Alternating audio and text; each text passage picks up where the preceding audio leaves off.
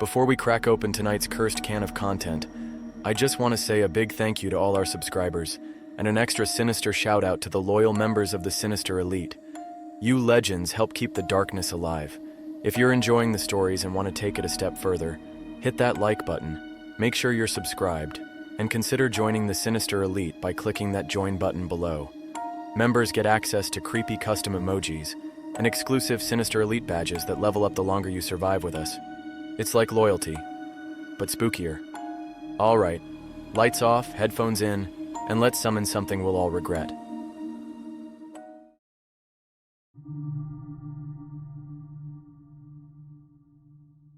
I swear I wasn't high when it started. I'd only had 2 beers, maybe 3, and a gas station chicken wrap that was suspect at best. But none of that explains why Grandpa Earl's old radio, yeah, the one he used in the Korean War, crackled to life on my nightstand at 3:17 a.m. I live out here on what's left of the family farm. 80 acres of overgrown weeds, a rotting barn, and a house that smells like mothballs and regret. I moved back in after Grandpa passed, mostly to keep the bank from swallowing it whole. I figured I'd fix it up between my mechanic gigs and sell it. Turns out, ghosts don't care much for real estate plans. The radio was this chunky olive green beast that hadn't worked since Clinton was in office.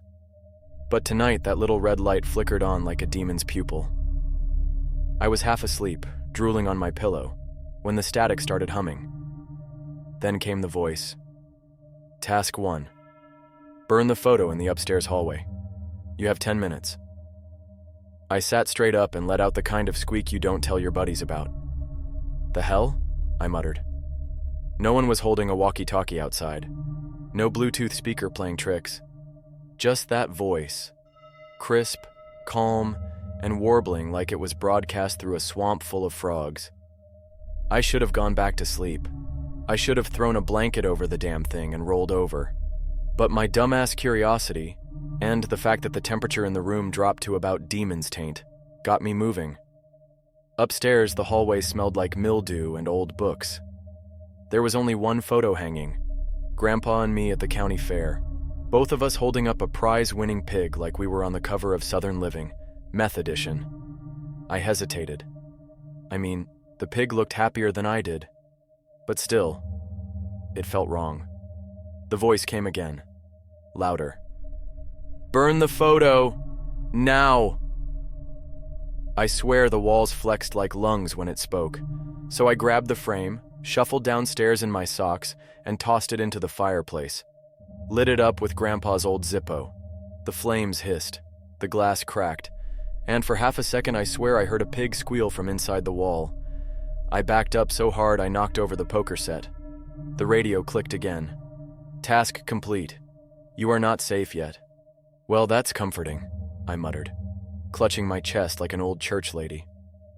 The next day I tried to pretend it didn't happen, but things were off. I went outside to feed the chickens that don't exist anymore, and found the coop rebuilt, freshly painted, and filled with hens I didn't own. One of them stared at me sideways and whispered, "Clock's ticking." I haven't touched moonshine in 2 years, so I knew I wasn't hallucinating. Back inside, the radio was waiting. Red light glowing, like it hadn't missed a beat. I tried to unplug it. The cord wasn't even connected to the wall.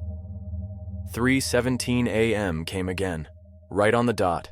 Same static, same unease in my gut like I ate too much gas station sushi. Task 2. Dig a 6-foot hole beneath the sycamore tree. You have until dawn. Now, I ain't the smartest man, but I'm pretty sure when haunted electronics tell you to start digging in the middle of the night, you either do it, or you end up in the hole. So there I was, out in the yard at 3:30 a.m., in my boxers and work boots, shoveling dirt under the old sycamore with nothing but a headlamp and spite keeping me company. By 5:12 a.m., I hit something. It wasn't a coffin. Thank the Lord. It was a burlap sack.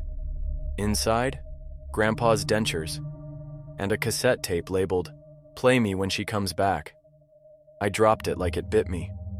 When I turned around, the sycamore was gone. I don't mean like fell over gone. I mean it vanished. Nothing but bare earth where it had stood for 80 years. I ran back to the house, slapped the cassette into the old boombox in the garage, and pressed play. Nothing.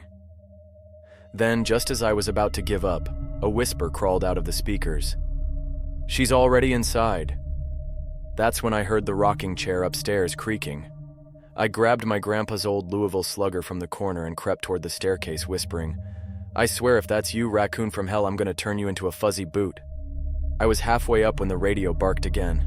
"Do not go upstairs. Task 3 begins tomorrow. Stay alive." I stopped cold. And that's where I'm sitting now, shotgun in one hand, coffee in the other, staring at that radio like it owes me child support. Whatever dimension I've slipped into, it's real. It's weird. And I think this busted radio is the only thing keeping me from going full John Wick on my own house. One thing's for sure. I'm listening. I didn't sleep after the chair started creaking upstairs.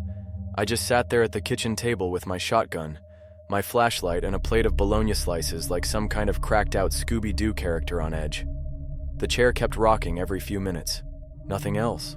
No footsteps, no voices. Just that slow, steady creak like someone, or something, was waiting for me to come up and say howdy. At 7 a.m. sharp, it stopped. I peeked upstairs with a mirror on a stick like I'd seen in war movies. The hallway was empty, rocking chair still. Picture frame I burned? Gone. Like it never existed. I microwaved a day-old gas station burrito, gave it a good sniff, and bit in. I figured if the haunted radio didn't kill me, the burrito might. Around noon, I made a mistake. I tried to leave. I needed air. Or beef jerky. Maybe both. I hopped in my truck, turned the key, and nothing happened. Not a click, not a cough, just silence. I popped the hood and found the engine gone. Not broken, not stolen. Just gone. Like someone had erased it from existence with a cosmic etch-a sketch. I walked back toward the house and noticed something new. The barn door was open. I hadn't touched that place in months. Last time I went in there, a possum tried to marry my ankle. But inside, the air was clean, tools all polished. The tractor was running. Only problem was, I sold the tractor 6 years ago. And in the corner? Grandpa's overalls hanging on a hook, clean and freshly ironed. A sticky note pinned to the front pocket said, "You're not ready for the truth yet. Wait for tonight's task." I left that barn faster than a Pentecostal at a Slipknot concert. Back in the house, I barricaded the upstairs door with a dresser, 2 chairs, and a Rubbermaid tub full of old Playboys I couldn't bring myself to throw out. 3:17 a.m. hit like clockwork, static, buzz. Then that damn voice again. Task 3. Go to the basement, do not flip the light switch. Sit on the 3rd step for 5 minutes. Now I don't know how things worked in the dimension I came from, but down here on planet Nope, you don't sit in dark basements after midnight without at least 2 Red Bulls and a priest. But what the hell else was I gonna do? The walls were twitching. The sink was leaking something black and oily that smelled like burnt crayons. I grabbed my flashlight, shoved a Slim Jim in my hoodie pocket for courage, and headed for the basement. The door groaned open like it hadn't moved in decades. The air smelled like wet pennies and forgotten sin. I clicked the flashlight on. It flickered like a horror movie cliche but held steady enough. I counted the steps down, 12 in total. I found the 3rd one and sat, heart pounding, legs shaking like a chihuahua in a snowstorm.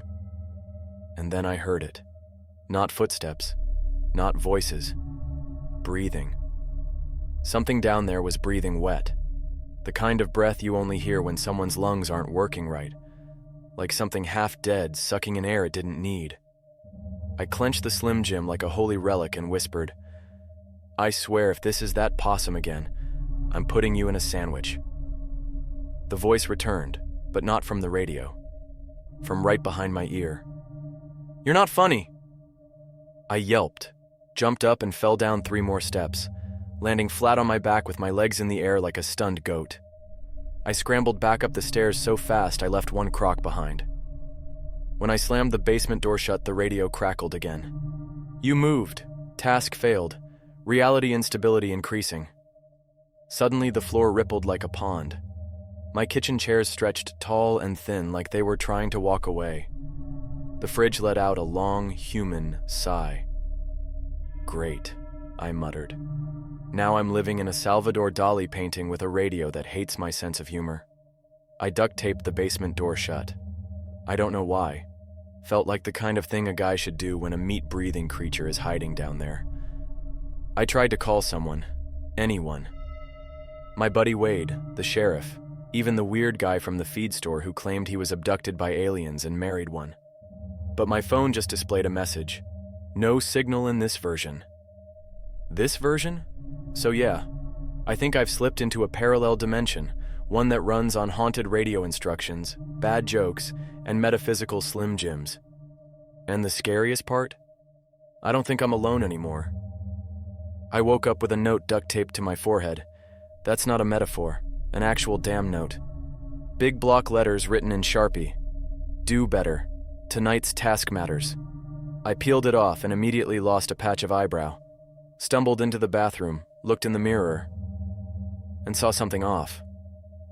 My reflection blinked before I did. I stared at it. It stared back.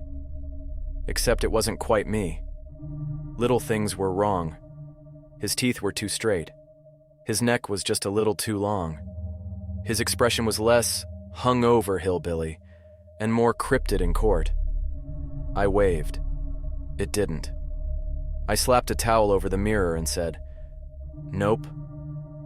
Not today, Satan." Around noon, I found hoofprints in my living room. I don't own a goat. Haven't since mine wandered into a bachelor party bonfire back in 2013. R.I.P. Bucky, you brave little freak. But there they were, muddy cloven tracks, circling the couch, then leading to the guest bedroom. I opened the door slowly and found nothing, except a single hoofprint on the ceiling, dripping tar-black goo.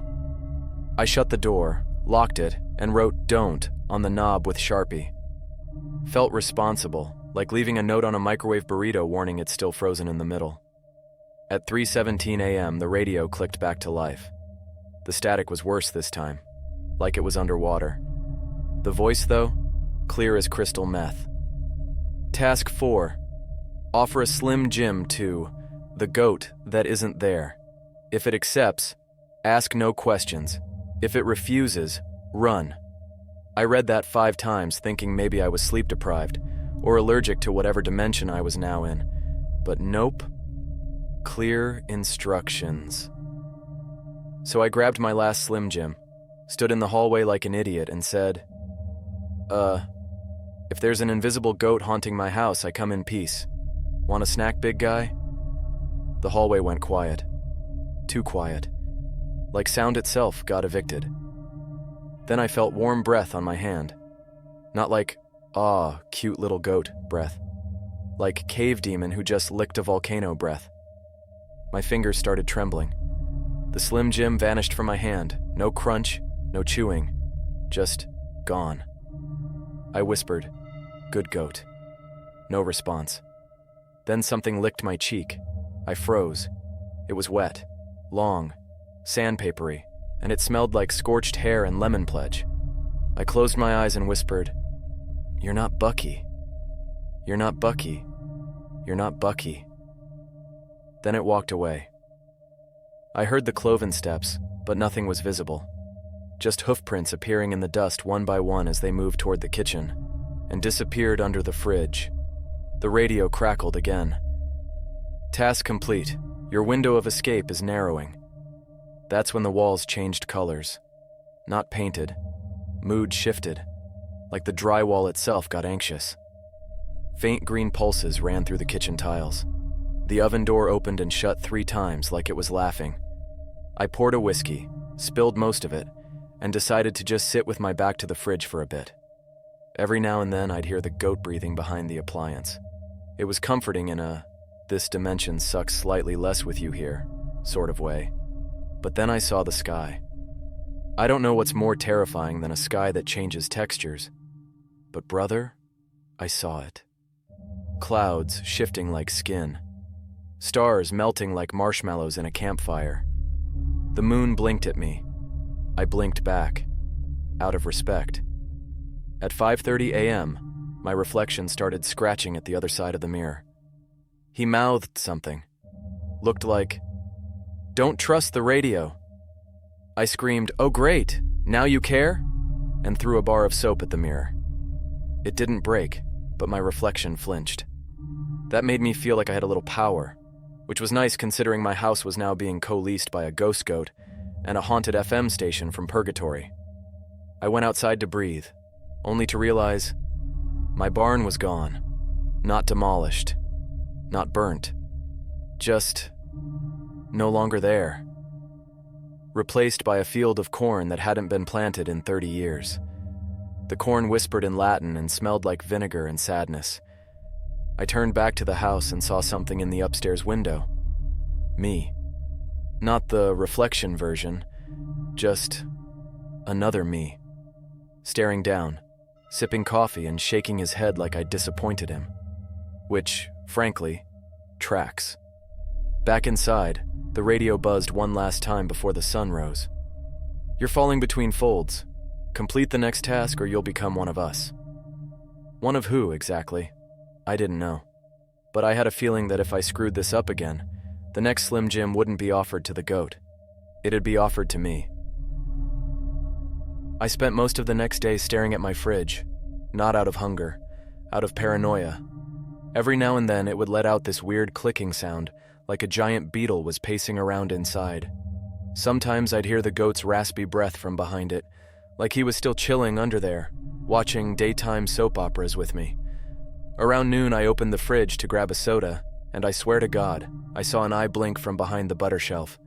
Slammed it shut, locked it with bungee cords. That'll teach it. I tried to go outside again, thinking fresh air might reset my scrambled eggs brain, but the sky was still all wrong. Clouds dragging backwards. No sun, just a dim spotlight that followed me like I owed it money. I looked down and saw I didn't even have a shadow anymore.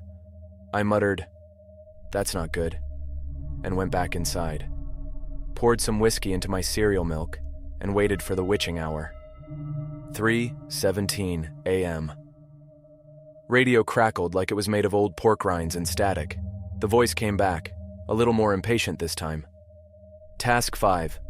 Open the chest freezer in the garage. Apologize to the man inside. Do not break eye contact. I stared at it, unblinking. Excuse me? The man in the freezer? I didn't even have a chest freezer until this moment. But sure enough, I opened the door to the garage and there it was. Big, white, humming like a polite demon. I grabbed my grandpa's old hammer and opened the lid. And there he was, a man, wearing a wedding tuxedo. Frostbitten lips pulled into a crooked smile, pale skin flaking like freezer-burnt bacon, and his eyes, wide open, glowing faint blue, like a pissed-off snowman with secrets. I almost passed out standing up, but the radio didn't say scream, it didn't say cry, it said apologize. So I saluted like an idiot and blurted out, my bad, freezer guy. I apologize for whatever this is. You look great for being frozen alive, or dead, or whatever. The man's smile widened. The sound of ice cracking echoed from beneath him. I panicked and locked eyes with him harder, like I could force a soul connection. That's when he spoke, not with his mouth, just inside my skull. You missed the basement task. I slipped, okay? You ever fall on stairs in Crocs? The freezer moaned. Not the man. The freezer itself. Like it was alive and bored. Then the man's jaw moved. Slowly. Deliberately. He whispered, "You can still make it out, but you're going to need the goat's help." Before I could say anything, the lid slammed shut on its own. The light bulb above me exploded. The garage door creaked open, just an inch. Enough to see that the cornfield had moved. It was now touching the garage, the stalks pressed up against the walls. One ear of corn peeled back its own husk and whispered, "He's watching." Back inside, I found my living room rearranged, furniture upside down, my couch walking slowly toward the back door like it was trying to make a getaway. The radio buzzed again. Task failed. Dimensional overlap imminent. I yelled, "Look, I said sorry to Freezer Man. That task was half done at worst." Then, from the kitchen, I heard something dragging itself across the tile. Cloven hooves. The goat that wasn't there had returned. I turned to find hoofprints leading to my coffee table. And sitting on the table, a Slim Jim, tied with a tiny red ribbon. "I don't know what the hell is going on," I muttered, "but I'm 90% sure this goat is my only friend now." I picked up the Slim Jim and noticed a note beneath it, scribbled in charcoal. "Help me get home, and I'll help you too. B." "Bucky?" I said. The lights flickered, the walls shimmered. I took that as a yes. I looked at the radio and whispered, "You hear that? The goat's on my side now. You're not the only game in town anymore." The radio crackled violently and screamed in a language that sounded like a car crash mixed with someone gargling hot gravel. It wasn't happy. From the corner of my eye, I saw something crawl out of the TV. A long, flickering shadow with the outline of me, but warped, like if someone put my soul through a meat grinder and gave it a name tag. I didn't wait to say hello. I sprinted upstairs, slammed my bedroom door, and locked it behind me. Then I remembered. The mirror. My reflection was already waiting, grinning, holding up a piece of paper that read, "Nice try. You're almost out of time." I didn't sleep. Can't sleep when your own reflection is treating you like a countdown clock. I sat in bed with a hammer in one hand, Slim Jim in the other, and my phone duct taped to my forehead in case I needed to record a goodbye video for the coroner. Not that a coroner would survive long enough to find this place. Pretty sure we slipped off the edge of Google Maps 2 days ago. The radio was quiet. Too quiet. No tasks. No voice. Just the faint hum like 1,000 angry bees trapped in a soup can. I'd gotten used to it screaming weird assignments at me every night, and now the silence was worse. At sunrise, I checked the fridge. The goat had left me another note. "Tonight, you get your final task. I can't help you unless you help me first. Find my bell. Kana." When a ghost goat starts handing out side quests, you gotta assume the stakes are high. I figured, okay, Bucky wants his bell. Where the hell would it be? Probably the one place I swore I'd never go again, the basement. I prepped like I was going into war. Tool belt, duct tape, crucifix I made out of 2 corn dogs and a twist tie. I even wore Grandpa's overalls for good luck, and because they made me feel tougher than I am. The basement door groaned as I opened it. Still smelled like wet pennies in middle school locker rooms. I clicked on my flashlight and descended slowly, 1 step at a time, skipping the 3rd step entirely. Fool me once. I made it to the bottom and nothing. Just old boxes, broken chairs, and that horrible wet breathing in the corner. I whispered, "I come in peace. Just looking for a bell. Maybe a little haunted. Goat-related. Ring any bells?" No pun intended. Then I saw it, hanging from a nail in the middle of the far wall. A tiny bronze goat bell. I crept toward it, trying not to breathe too loud, when something spoke from behind a pile of boxes. "That doesn't belong to you." I froze. A man stepped out, tall, wearing an apron, face covered in shifting static like a busted TV signal. His hands were long and twitchy, like coat hangers made of meat. I couldn't see his eyes, but I knew he was looking through me. He pointed at the bell. "That bell keeps the barrier shut. Remove it and you'll hear the rest." I said, "Hear the rest of what?" He grinned and his voice filled my skull like before. The truth. I snatched the bell anyway. As soon as I did, the basement screamed. Not just noise, like the whole house had lungs and trauma. The lights blew out. Something growled from inside the walls. A hand tried to grab my ankle. I ran upstairs like a cartoon character, smacked my head on the ceiling, and didn't stop running until I threw the bell into the middle of the living room. The goat prints appeared instantly. They walked in a slow circle around the bell, and then, just for a second, I saw him. Bucky. Translucent, glowing faintly. Still wearing that stupid little ribbon from the 4-H contest back in 13. He looked at me with his foggy, goat eyes and did the closest thing I've ever seen to a nod. Then the radio screamed.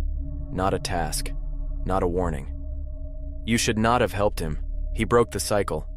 Now we are awake. I shouted, "Who's we? And why do you sound like a microwave full of angry badgers?" The lights went out. Every window slammed shut at once. My furniture flipped like I owed it rent. And standing in the doorway was me, not mirror me, not meat grinder shape me.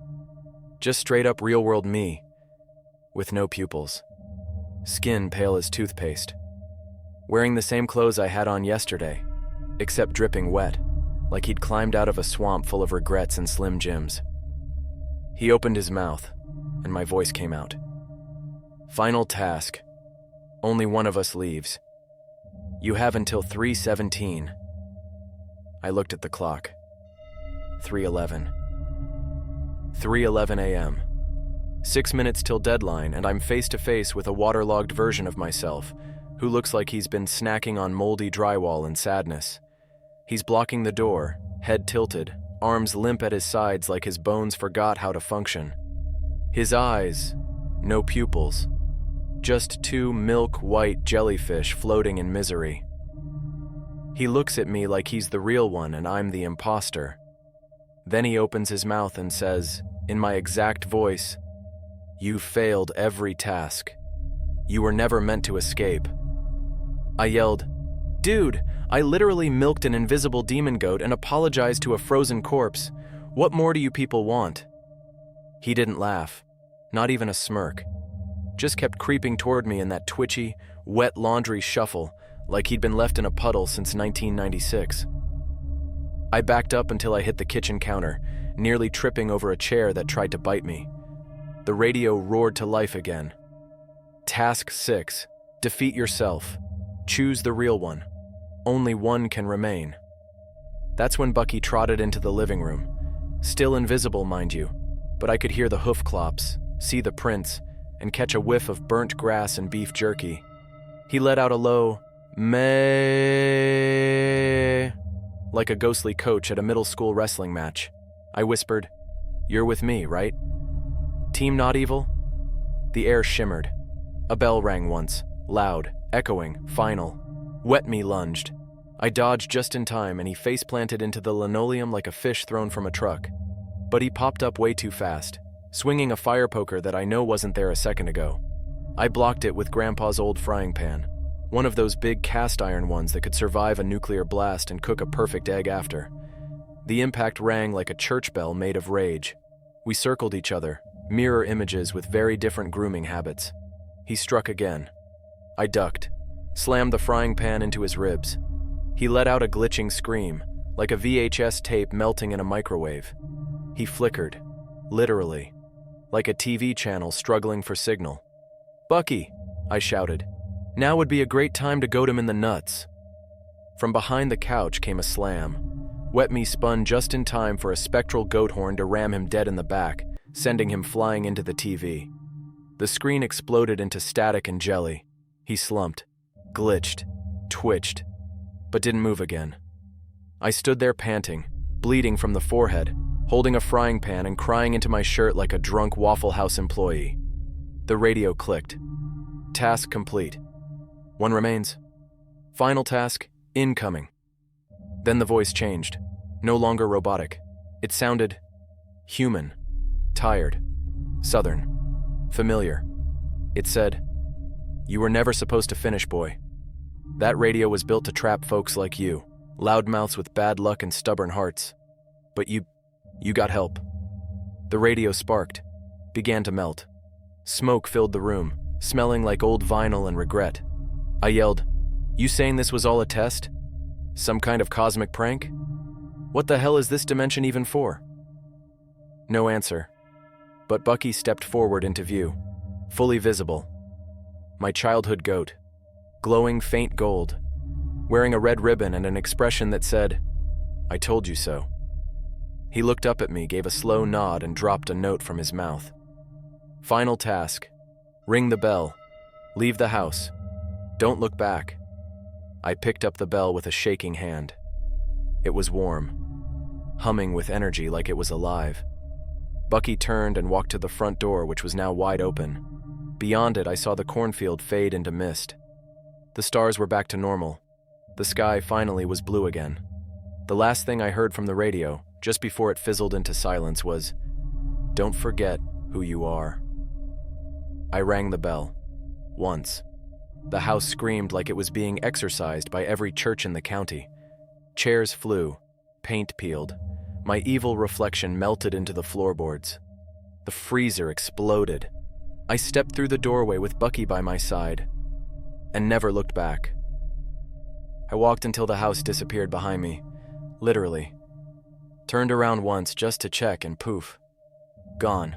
No porch, no gravel road, no mailbox with E. Cooper painted in crooked red letters. Just wide, empty land under a clean sky that smelled like rain and fresh-cut grass. Beside me, Bucky strutted like he'd just headlined Coachella. That goat had saved my life, or my soul, or whatever was left of me in this cracked reality. He looked over once, bleated softly, and kept walking like he'd done this before. We came to a tree. Big, gnarled old sycamore, the one I dug under a few nights back that shouldn't have existed anymore. Its branches creaked like sleepy bones, and at its base sat a small wooden radio. Not the military one. This was different. Handmade. Carved with runes I didn't understand, stained with something reddish-brown that I didn't ask about. There was a note stuck to the top. Final option, tune the dial. Choose the frequency. Choose your fate. I looked at Bucky. He stared at the radio, then at me, then at the bottle of gas station whiskey in my coat pocket like he was silently judging my life choices. "Look," I muttered. "I never asked for a pocket dimension goat redemption arc, all right?" He snorted. "Fair enough." I knelt, wiped off the dial, and took a breath. There were only two frequencies, 88.8, return 66.6, remain. I don't know what remain meant. Maybe I'd keep the house, become one of the weird static men whispering in the mirrors. Maybe I'd sprout horns and hooves and co-manage the radio with Bucky as a cosmic taskmaster for poor idiots who touch cursed electronics. But I'd had enough. I turned the knob to 88.8. The radio clicked, and everything went black. When I woke up, I was face down in a pile of hay smelling like goat and shame.